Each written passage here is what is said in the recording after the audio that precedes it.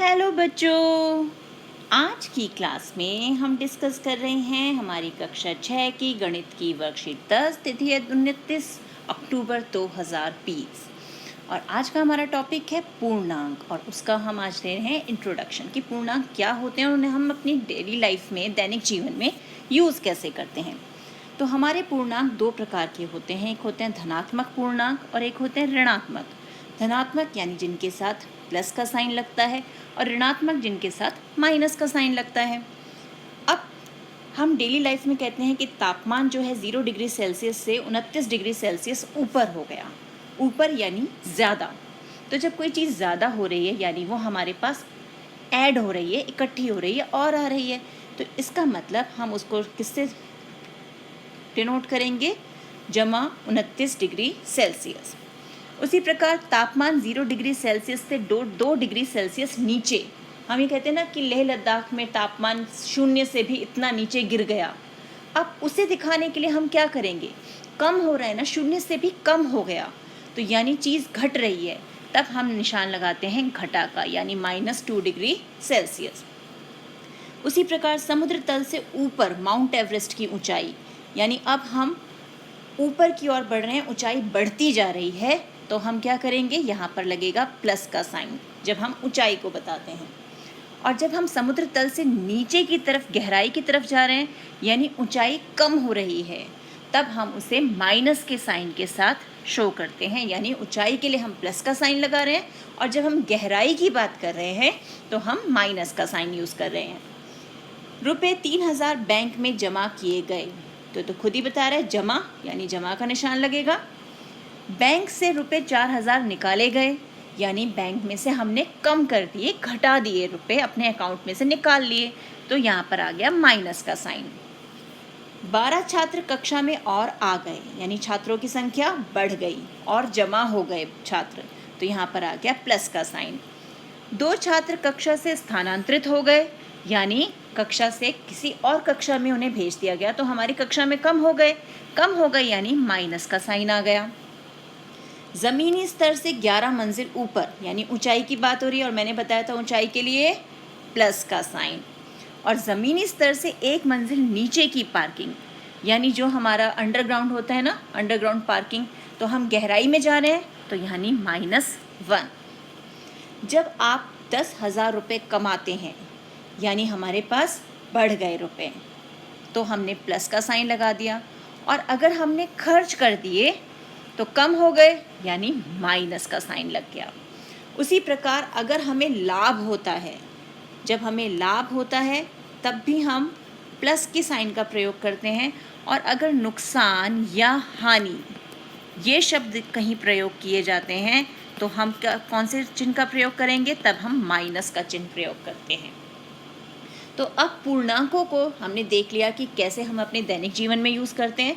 अब इसे संख्या रेखा पर कैसे निरूपित किया जाता है वो देखते हैं।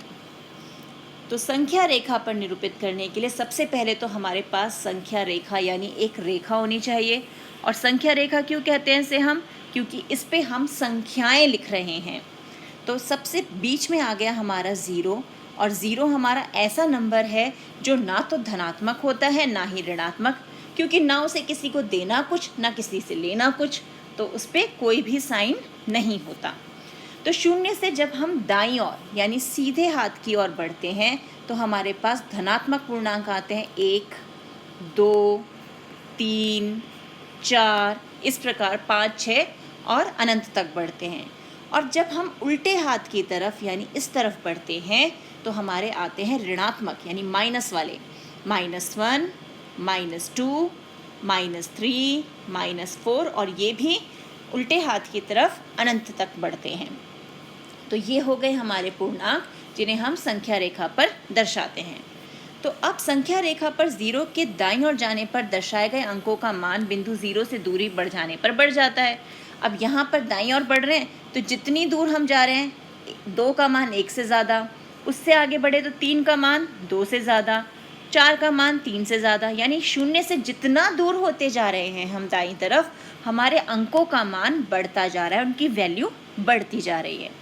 और उसका उल्टा जब हम उल्टे हाथ की तरफ बढ़ रहे हैं तो -1 -2 जो है वो -1 से छोटा होता है, -3 -2 से छोटा, -4 -3 से छोटा। क्यों? क्योंकि नंबर तो बड़े लग रहे हैं कि 4 तो 3 से बड़ा होना चाहिए, लेकिन ये -4 है और ये -3 है। तो यहाँ हमें 3 का नुकसान हुआ, यहाँ 4 का नुकसान हुआ। तो कम नुकसान कहाँ हुआ? यहाँ। तो जहाँ कम नुकसान हुआ वो चीज़ हमारे लिए ज़्यादा पॉजिटिव है ना, वो हमारे लिए ज़्यादा सही है। तो -3 जो है वो -4 से अच्छी सिचुएशन है, बड़ा है। तो हम ये सोचें कि हम लाभ की कंडीशन में कहाँ हैं ज़्यादा, तो -3 यानी हमें 3 किसी को देने हैं, यहाँ 4 देने हैं, तो हमें यहाँ पर फ़ायदा इस स्थिति में। तो -3 -4 से बड़ा है। अब देखते हैं पूर्णांक के बारे में कुछ रोचक तथ्य। सबसे पहला है 0 सभी ऋणात्मक पूर्णांक से बड़ा होता है, लेकिन सभी धनात्मक पूर्णांक से कम होता है। अब 0 से जब हम उल्टी तरफ चलते हैं, उल्टे हाथ की तरफ, तो सारे ऋणात्मक पूर्णांक होने लगते हैं, वो 0 से छोटे होते जाते हैं। और जब दाईं ओर बढ़ते हैं तो सारे धनात्मक पूर्णांक होते हैं, वो 0 से बढ़ते जाते हैं। तो 0 जो है वो हमारा धनात्मक पूर्णांकों से तो छोटा होता है और ऋणात्मक पूर्णांकों से बड़ा होता है। तो हम 0 को इस प्रकार भी दर्शा सकते हैं। 1 सबसे छोटा धनात्मक पूर्णांक है, क्योंकि 1 के बाद तो 2, 3, 4, 5 सब बड़े हैं। -1 सबसे बड़ा ऋणात्मक पूर्णांक है, क्योंकि मैंने बताया संख्या जितनी बड़ी होगी, अगर उसके आगे माइनस का साइन लग गया तो वो उतनी ही छोटी हो जाएगी। यानी -1 -2 से बड़ा होगा, -2 -3 से बड़ा होगा। तो इस प्रकार -1 जो है सबसे बड़ा ऋणात्मक पूर्णांक हो जाता है। सभी धनात्मक संख्याएं सभी ऋणात्मक संख्याओं से बड़ी होती हैं, ये तो हमें पता है। संख्या रेखा पर 0 के दाईं ओर संख्या 0 से बड़ी होती है और बाईं ओर संख्या 0 से कम होती है, जैसा कि हमने इस कथन में देखा कि बाईं ओर जा रहे हैं तो सारी संख्याएं बड़ी है, दाईं ओर जा रहे हैं तो 0 से सब छोटी हैं। अब आता है आओ करें, यानी अब हमें प्रश्न हल करना है। तो सबसे पहले हम प्रश्न 1 देखते हैं। निम्नलिखित स्थितियों को पूर्णांक के रूप में लिखें। समुद्र तल से 500 मीटर नीचे यानी हम कहाँ जा रहे हैं, ऊंचाई में या गहराई में? गहराई में, शाबाश। तो हम इसे किससे दिखाएंगे? माइनस साइन से, -500 मीटर। अगला है ₹901 बैंक में जमा। तो अब तो शब्दी जमा आ गया, यानी जमा ₹900।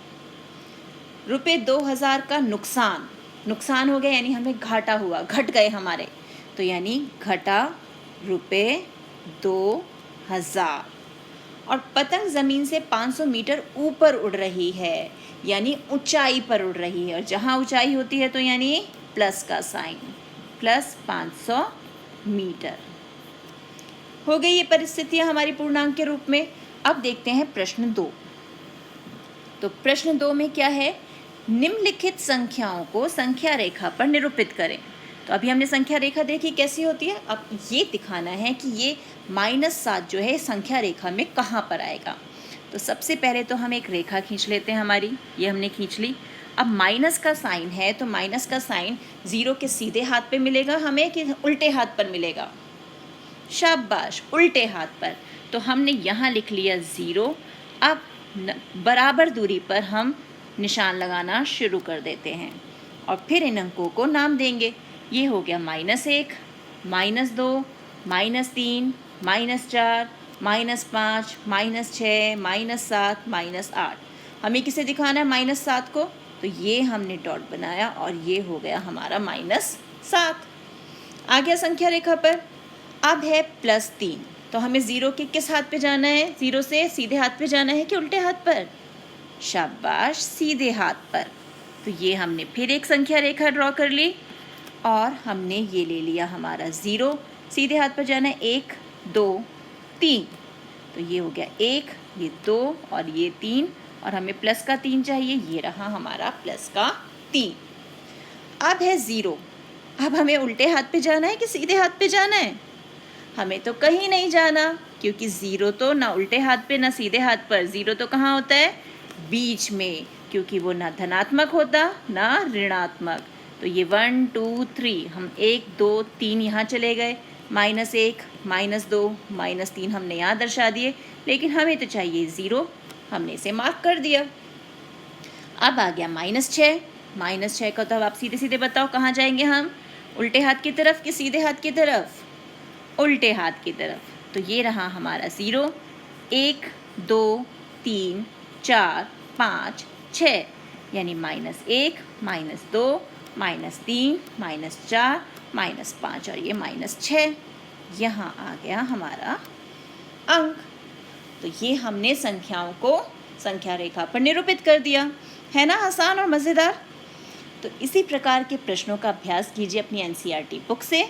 मिलते हैं एक और वीडियो में, तब तक keep practising and enjoy maths.